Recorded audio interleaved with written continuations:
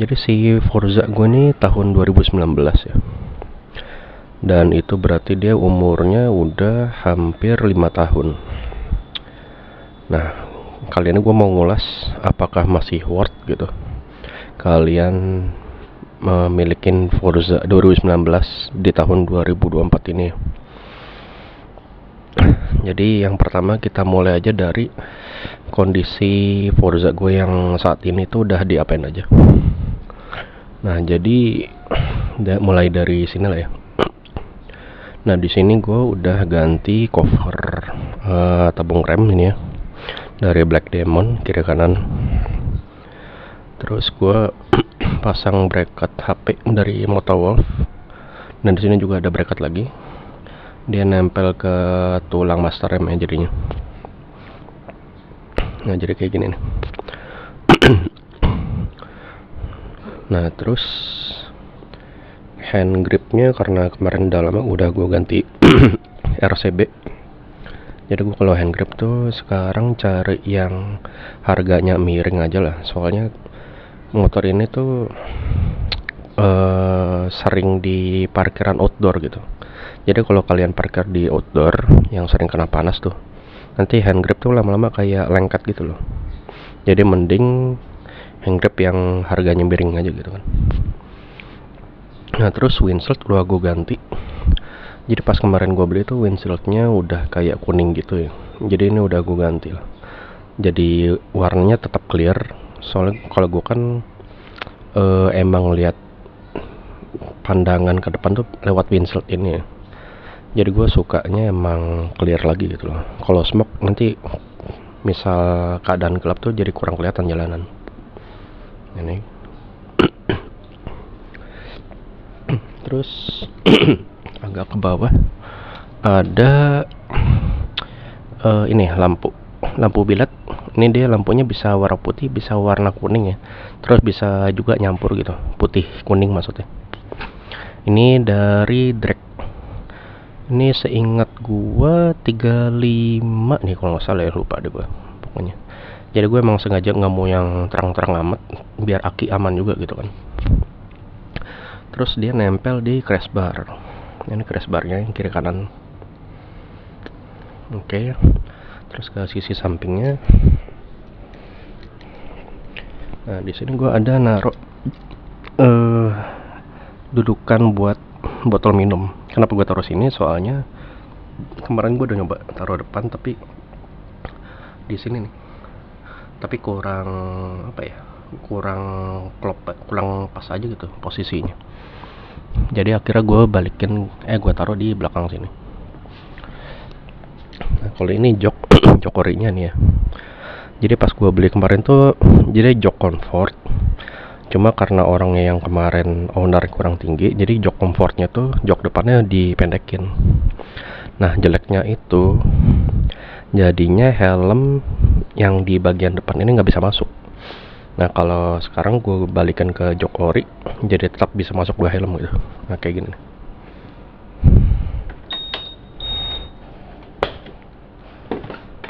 Nah, ini kan tuh.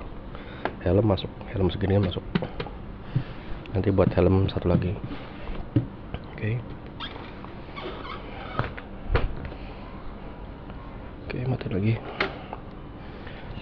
Oke. Joknya gue balikin ke ori. Terus agak ke bawah belakang ini gue ada Shocknya gue ganti. Pas kemarin tuh masih shock ori, tapi ya karena udah umur jadi nggak enak lah ya, udah kurang enak gitu. Akhirnya gue ganti Provender yang X series ya kalau nggak salah ya. Nah, ini bisa diatur-atur tuh ribbonnya, terus atas bawah juga gitu. Nah, shocknya pokoknya udah enak banget lah semenjak ganti Provender ini. Nah, ini kalau ini lock buat kunci shock gitu ya. Ini gue pakein juga gitu biar aman juga. Terus kalau ini sih emang bawaan dari owner sebelumnya, tapi ini sebenarnya bukan apa ya, kayak cuma aksesoris doang gitu loh, nggak fungsi. Lihat aja kayak gini. Gue juga lucu ngeliatnya. Terus bawah ada mudguard dari Daihatsu biar kotoran nggak sampai ke tengah-tengah bodi dalam situ tuh. Nah, terus apalagi ya, oh ini. Nah, ini tutup oli gue pakai WR3 biar lebih enak aja gitu kan dilihatnya. Terus habis itu selang rem udah gue ganti TDR ya, mereknya TDR. Jadi kalau TDR ini harganya lebih miring, dia kena 1,1 gitu. Kalau merek yang biasa umum orang-orang pakai kan biasanya 2 juta tuh. Kalau ini gue ambil dari TDR. Jadi ya paling segitu aja sih yang udah gue update ya, udah gue modif, gue ganti gitu. Sama paling yang nggak kelihatan di dalam itu ada filter udara nih. Filter udara udah gue pakai BMC ya. BMC itu dari Itali. Ini nih stikernya, BMC air filter. Kenapa gue ganti BMC? Soalnya filter ori-nya tuh udah susah dicari, jadi akhirnya gue beli merek BMC gitu. Sama gue udah modif mangkok dan segala macamnya lah, udah satu set gitu. Terus selain itu aki juga udah gue ganti kemarin. Aki di dalam sini, di tengah-tengah jok gitu. Ini jelasnya.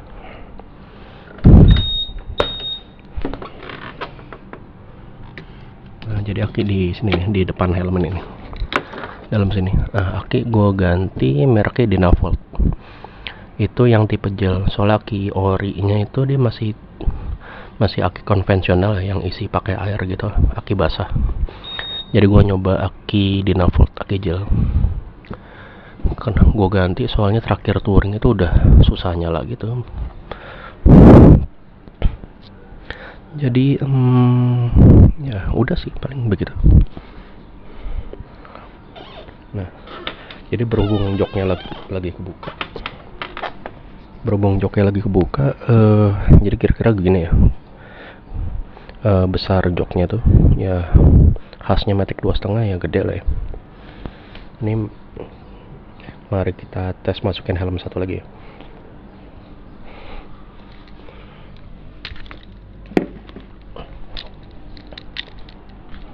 Ini jadi helm gue kalau Matic itu senangnya half face ya. Jadi gue punya NHK ini S1 GP Pro. Ini S1 GP Pro yang lumayan gede lah ya. Coba kita tutup, masuk ya, enak kan. Jadi khasnya Matic 2,5 tuh bagasi gede, masuk 2 helm.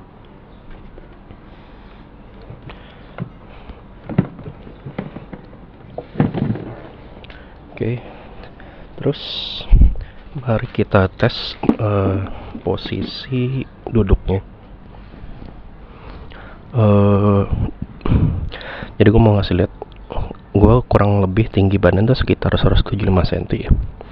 Jadi kira-kira begini kalau misal gue naik ya.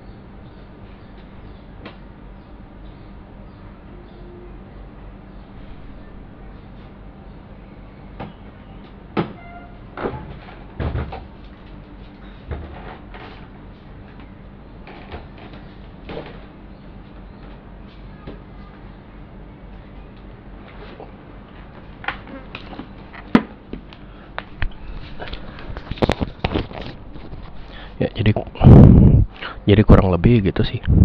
Kalau tinggi badan 175,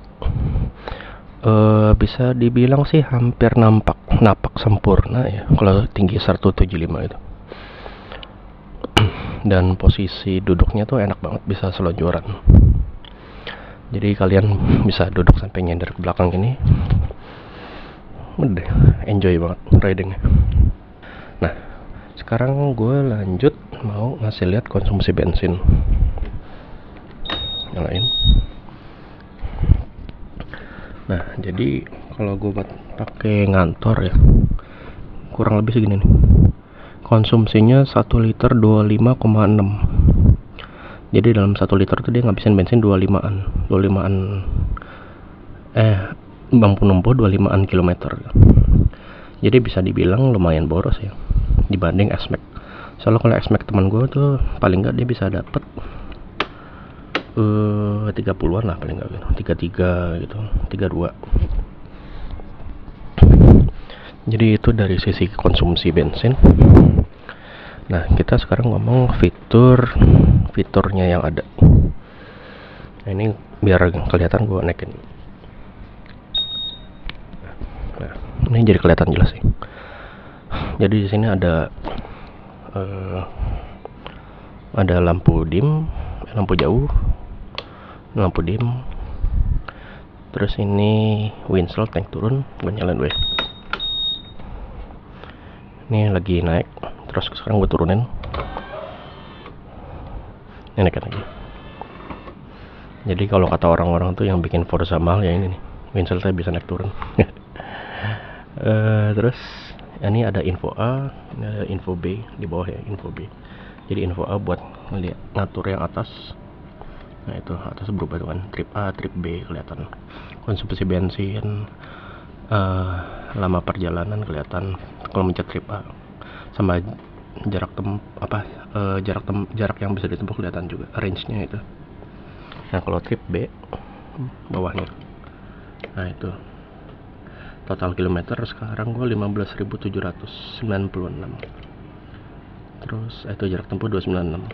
Jadi trip B yang bawah, trip A yang atas, kayak gitu sih. Nah ini ada aki juga di sini kelihatan 12,1 lagi standby. Terus air temperatur udara ini sekarang lagi 32 derajat, emang lumayan keras soalnya. Nah sekarang kita coba nyalain suaranya.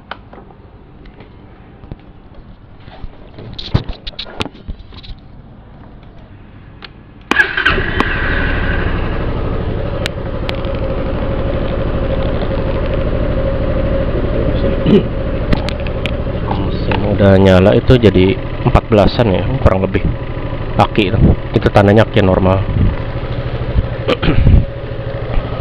Jadi suara knalpot orinya kayak gini sih kurang lebih. Lagi idle.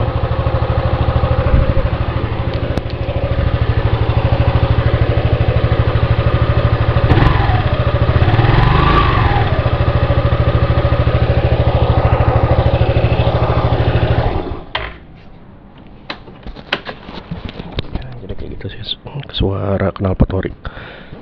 Berhubung siang hari nggak enak gue geber-geber. Oke, jadi apa ya, fiturnya itu sih udah. Di sini ada tombol cut off, ini ada hazard, ini udah ada hazard. Terus ini starter ya kan. Kalau ini kan ini tombol lampu bilet gua, lampu tembak. Nah di sini dia ada mirip-mirip lah sama motor-motor Honda lainnya ya. Ada bensin sama buka jok gitu. Jadi kalau bensinnya kayak gini. Ini kayak gini deh. Di sini ya. Jadi pas di bawah banget paha gitu, dekat paha. Oke. Sama yang terakhir paling gue mau lihat kuncinya ya. Jadi kuncinya tuh kayak Honda PCX 150 ya kalau nggak salah, PCX yang agak jadul gitu kayak gini. Ini dia ada buat ngelok, jadi kalau ini ditekan nyala lama gitu, knop kuncinya nanti nggak bisa diputar ya. Kayak kayak gini, gue contohin kan, gue lagi ngunci nih, masih kiri kan. Nah ini kalau misalnya gue tekan, nah yang hijau berubah jadi merah. Nah, meskipun kuncinya di dekat motor, dia tetap nggak bisa diputar. Nah, balikan lagi kayak gini, dibuka sampai warna hijau. Nah, kayak gitu. Nah, kalau yang kedua ini dia buat alarm on off. Kalau yang ketiga ini buat nyari motor kalian di mana, kayak nah gitu. Misal bingung motor kalian di mana pas di parkiran gitu kan, tinggal pencet yang paling atas ini, nanti nyala deh itu motornya. Nah, ini motor impian gue, si CBR 1000 RRR. Ini gantungannya gue pakai di CBR kemarin, jadi gue pindahin ke sini lah biar tetap keinget sama si CBR.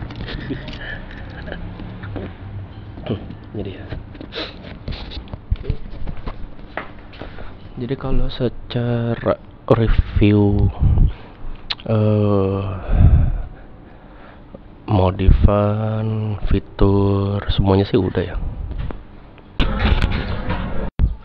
Oke, jadi poin review yang terakhir, apakah worth kalian beli Forza 2019 ini di tahun 2024, yang itu artinya umurnya udah 5 tahun paling enggak ya. Yang pasti ini motor bukan kaum mendang-mending ya.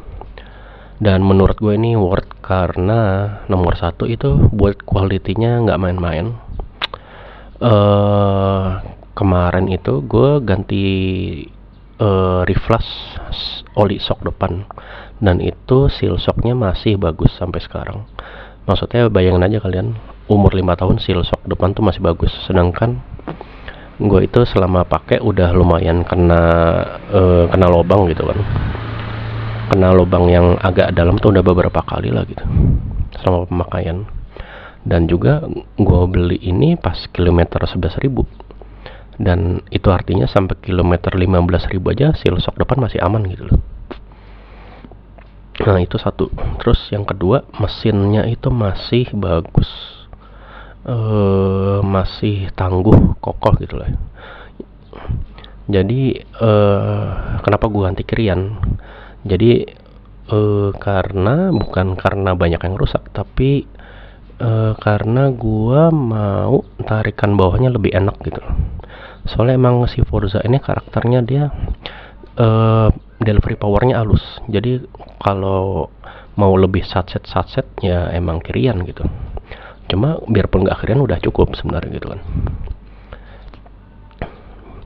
Jadi nah, terus nomor 3 itu nggak umum. Jujur aja selama gue pakai ini di jalan, gue hampir nggak pernah papasan sesama Forza gitu ya, nggak ada yang nyamain gitu loh. Jadi kayak cocok banget kalau kalian mau motor yang nggak umum gitu loh. Nah sekarang giliran nggak worth. Kalau menurut gue motor ini bisa nggak worth karena poin satu, spare partnya lumayan mahal, bukan lumayan lagi, mahal dan jarang, dan juga inden seringnya. Kayak gue kemarin aja cuma beli partisi pembatas di dalam bagasi ya, itu aja dia inden bisa 2 minggu kemarin, dan itu juga harganya 400.000. Maksud gue cuma plastik pembatas gitu dong, 400.000 gitu loh. Terus kayak cover knalpot aja 600.000, tapi pelan cover knalpot ada sampai 3 parts gitu kan. Belum lagi beltnya gue lihat tuh 900.000 paling nggak gitu kan. Kalau kayak kampas rem itu dia sama kayak CBR, jadi satu set bagian depan itu bisa 350.000 gitu kalau yang orinya ya. Belum lagi misal amit-amit kalian kenapa-napa gitu kan, misal bodinya gitu ada yang rusak, pasti itu indiannya parah gitu. Soalnya emang dia bener-bener CBU dari Thailand ya, mau nggak mau inden dari Thailand gitu. Bayangin aja inden dari Thailand gitu, luar negeri. Inden lokal aja suka lama, gimana dari Thailand gitu kan. Ya umpamanya kayak gue kemarin 2 minggu aja udah cepet gitu. Jadi gue nggak saranin si Forza ini jadi motor pertama dan satu-satunya kalian. Paling nggak ini jadi motor kedua kalian lah gitu. Soalnya amit-amit kalau kenapa-napa lagi nggak bisa dipakai, kalian masih ada motor yang lain gitu kan. Jadi tadi nomor satu tuh nggak worth it karena spare part mahal, dan kedua jelas secondnya ini bisa dapat barunya X-Max. Kalau X-Max itu barunya gue lihat udah 68 kali ya. Nah jadi ya mirip-mirip. Ini kan gue second ambil kemarin 66. Jadi cuma nambah dikit doang dapat X-Max baru. Bayangin dapat X-Max connected 2024 gitu kan, daripada Forza gitu. Jadi ya 2 poin itu sih nggak worth. Makanya balik lagi, emang bukan kaum mendang-mending gitu. Kalau gue sih jujur suka karena nggak umum dan emang nyaman banget. Oke, jadi gitu aja sih. Sekian review dari gue soal si Forza 2019 ini. Oke.